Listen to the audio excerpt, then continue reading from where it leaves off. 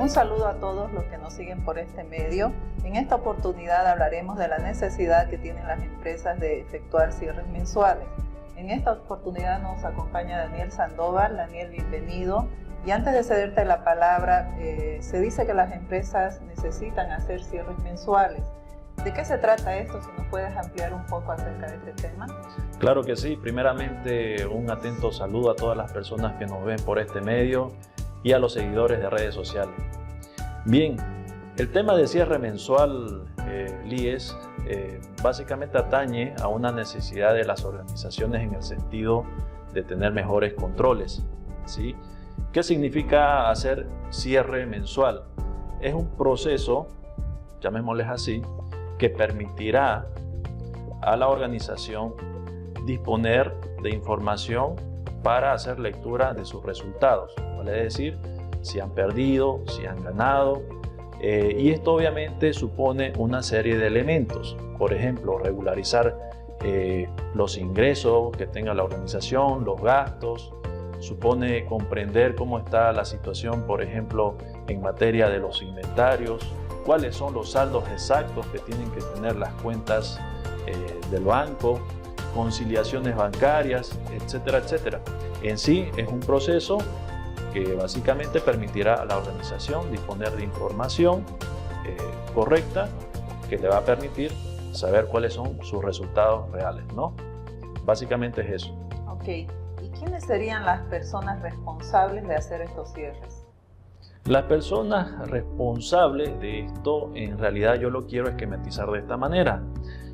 Se suele decir que la instancia contable es responsable de hacer los cierres, ¿sí? Sin embargo, si nos ponemos a analizar un poco la situación, por ejemplo, quien hace las planillas es una instancia seguramente de recursos humanos, ¿no? Quien vela, por ejemplo, por cuestiones de chequear, por ejemplo, las comisiones, es otra área.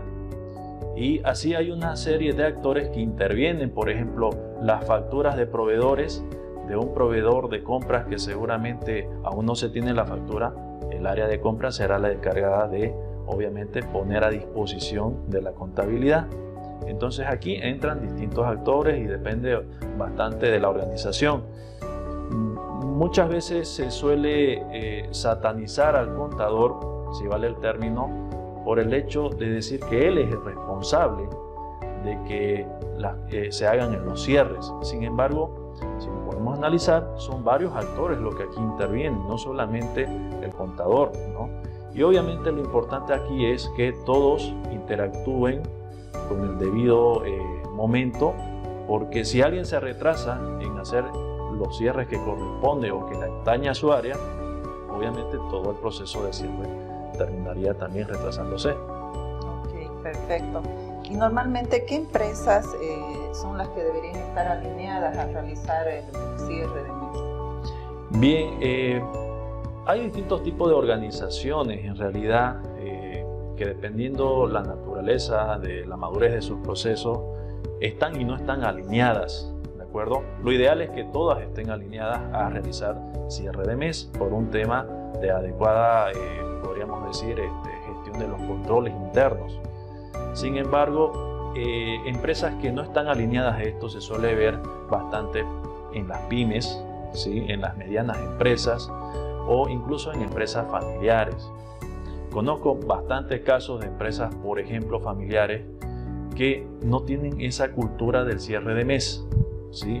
Simplemente espera a que se cierre la gestión y por una obligación impositiva es que al final de la gestión comienzan a hacer las cosas. Obviamente esto conlleva una serie de riesgos, ¿no? Pero en sí, para un poquito ser escueto, normalmente las empresas que son de índole mediana, pyme, familiares, no decimos que todo, valga la aclaración, son las que posiblemente no estén alineadas a esto. Uno, porque no conocen, no saben cómo llevar a cabo estos procesos de cierre de una manera ordenada. Y otro, porque simplemente pregona un poquito el desorden, ¿no? Básicamente eso. Ok, ¿y cuáles serían los riesgos de no hacer estos procesos, de no hacer los cierres mensuales? En realidad, el hecho que uno no haga cierres de mes conlleva una serie de riesgos. Pongo algunos leves ejemplos. Primero, que al no tener cerrado la información, yo no tengo el resultado de la empresa, es decir, no sé si ha ganado, si ha perdido, no sé exactamente cuántos son los saldos en las cuentas bancarias, no sé exactamente cuántos son los inventarios. Entonces, obviamente, al no tener esta información, puede que tome malas decisiones, ¿no? Al no tener esta información, puede que entre en otros problemas que sean financieros. Puede que no tenga, por ejemplo, liquidez, porque no sé a cabalidad cuántas son las cuentas que hay en los bancos, ¿no? Y en sí, eso básicamente serían algunos riesgos. Hago un poco la analogía siguiente. Es como tener una venda en los ojos y ponerse a caminar y cruzar una avenida. Seguramente algo va a pasar. Entonces, la analogía es que si yo no hago cierres mensuales por un tema de control, ¿sí? Seguramente la empresa, al tener los ojos vendados, algo le va a pasar, ¿no? ¿Y qué recomendaciones podrías dar a estas empresas?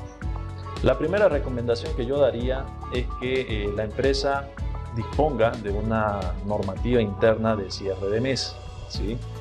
Donde involucre a varios actores, es decir, que no sea una responsabilidad concentrada de una instancia contable, sino que esté definido bien qué se va a hacer, quién lo va a hacer y el cuándo lo va a hacer.